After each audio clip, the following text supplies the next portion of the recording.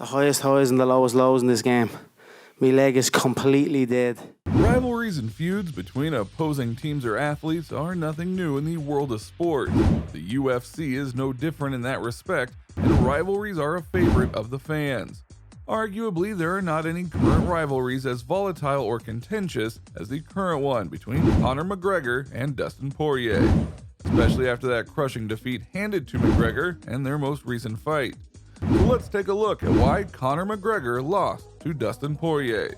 Before we get into this one, please take a few seconds to smash that subscribe button, give us a like, and share and tickle that bell icon.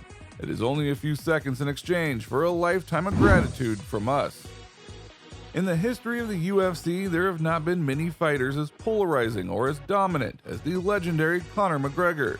Back in 2007, when he was just one of many fresh-faced hopefuls taking their shot at a career in the emerging sport of mixed martial arts, few would have expected his meteoric rise in the sport. Conor made a name for himself, winning his first championship in 2012 at Cage Warriors. In July of 2015, he won the UFC Featherweight Championship, defeating Chad Mendes. And only 5 months later, Conor would unify the Featherweight Championship after knocking out Jose Aldo. Less than a year later, Conor would win the Lightweight Championship with a TKO in the second round against Eddie Alvarez. Oddly, after this momentous win, McGregor would stop fighting to go inactive so long that the UFC stripped him of his belt. McGregor would go 2 full years without stepping into the octagon, although he did manage to fit in a boxing match with Floyd Mayweather during his hiatus. In October of 2018, McGregor would make his comeback to the UFC in an attempt to win back the lightweight belt from Khabib Nurmagomedov, who had never lost a fight in the UFC and, well, never would for that matter. Khabib submitted the Notorious with a chokehold in the 4th round, and once again, McGregor would disappear from the octagon occasionally, just making the news for getting into trouble. Again, 2 years would pass before McGregor would suit up for a UFC bout. This time his opponent would be Donald Cowboy Cerrone.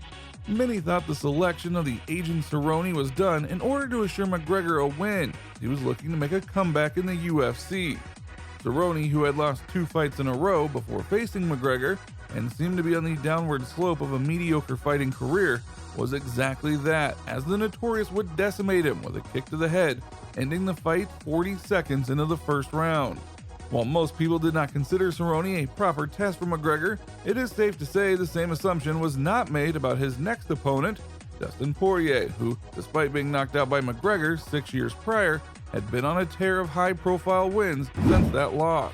On the other side of this rivalry in the octagon is Dustin Poirier, a country boy from Lafayette, Louisiana, who had been making a lot of noise in the lightweight division when he started gearing up for his rematch against McGregor. Poirier started his UFC career in 2011 with a unanimous decision over Josh Grisby at UFC 125. He won 3 straight fights after that before being choked out by the Korean zombie Chang Sung-young in the 4th round on UFC Fuel TV. The Diamond would go on a 5-fight winning streak after the loss to Sung, leading up to his first meeting with McGregor at UFC 178. Poirier was confident going into this bout as he had more fights and UFC wins under his belt, and McGregor at that point had not yet become the dominant force that he would not long after. Unfortunately for Poirier, the fight would not go well, and Conor would knock him out with a flurry of strikes early in the 1st round. Dustin Poirier would not let the loss affect him for long. He was back in the gym training for his next match, and in no time, just 5 months after his one-sided loss to McGregor, he would knock out Carlos Diego Ferreira at UFC Fight Night. From that point on, Poirier would go on a run of 14 fights, losing only 2 of those. One with a loss at the hands of the lightweight champ Khabib Nurmagomedov, who had also beat Conor McGregor less than a year before.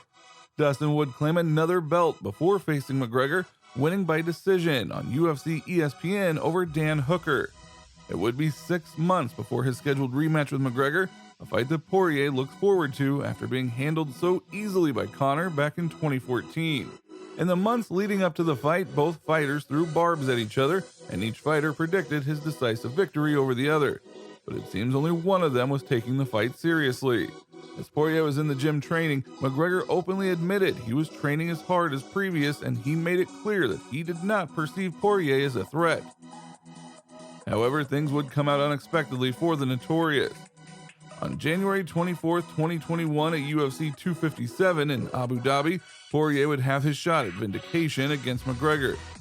Finally, the fighters touched gloves when brought together by Herb Dean, and the long-awaited bout is on. McGregor marches forward, they exchange. Poirier ties up McGregor and gets a takedown. McGregor slowly scoots himself to the cage and gets back up. He reverses Poirier in the clinch along the fence. They exchange shoulder strikes, much like Conor punished Cerrone with. McGregor resorts to this a couple of more times during the round. Poirier reverses McGregor against the fence. They traded some knees in the clinch. McGregor, with his back against the fence, lands a hard knee to Poirier's body with little effect. At this point in the fight, Poirier was focused on executing a single leg takedown.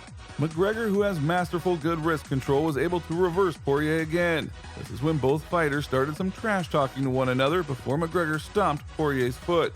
After the foot stomp, Conor landed a hard elbow and broke up the clinch. Back in the center, the lightweights traded punches before Poirier half-heartedly attempts to shoot, but pulls up at the last second. McGregor then landed a few jabs followed by a hard combination. Poirier looked stunned for a brief second, blindly throwing a wild combination, hitting nothing but air. McGregor then landed a flurry of strikes and seemed at that point to be in total control of the match. Poirier did manage to connect with a leg kick and a hard left in the closing moments of the round, which pointed to McGregor as if to say he has his number. Poirier landed another kick before whiffed with a spinning kick to the head to end the round, which judges had McGregor winning 10-9.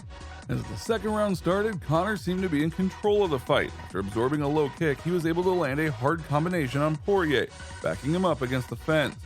Poirier threw a kick at this point, and McGregor caught, then landed another hard punch combination. Conor then tries a hard leg kick, but Poirier brushes it off before he lands a hard jab. At this point, it was clear to McGregor's corner that he could not take many more of these.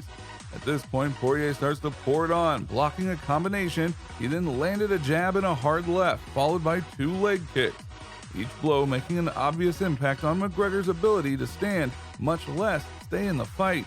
In desperation, Conor throws two massive lefts at Poirier that missed spectacularly. Poirier landed a series of leg kicks and McGregor was hobbled. At this point, Poirier smelled the blood and landed a barrage of devastating punches, pummeling McGregor to the floor where Poirier pounced and knocked the Notorious out cold, shocking everyone 6 years after their initial meeting. After the fight, Conor McGregor blamed the loss on his inactivity over the prior year, but he did give credit to Poirier. Later, a third match between the two was announced, a fight which fans want to see. Unfortunately, that fight is in doubt as McGregor and Poirier are publicly feuding over a promise that Conor made to Poirier that if he lost the bout, he would donate $500,000 to Poirier's charity of choice. This would never happen, and Poirier would take to Twitter to lambaste McGregor for not keeping his word, prompting McGregor to clap back, blaming Poirier for not providing a detailed list of where the donation would go. Conor alluded that Poirier's charity foundation didn't dot all the I's nor cross all the T's, which is suspect of funds being mismanaged. Then Conor called off the third fight altogether. Since then, several reports have been made opposing claims, with some saying the fight is still on and others proclaiming the fight is never going to happen. At the end of the day, it will be up to McGregor and Poirier if they ever meet again in the octagon. But if they do, it is safe to say it will be one hell of a fight.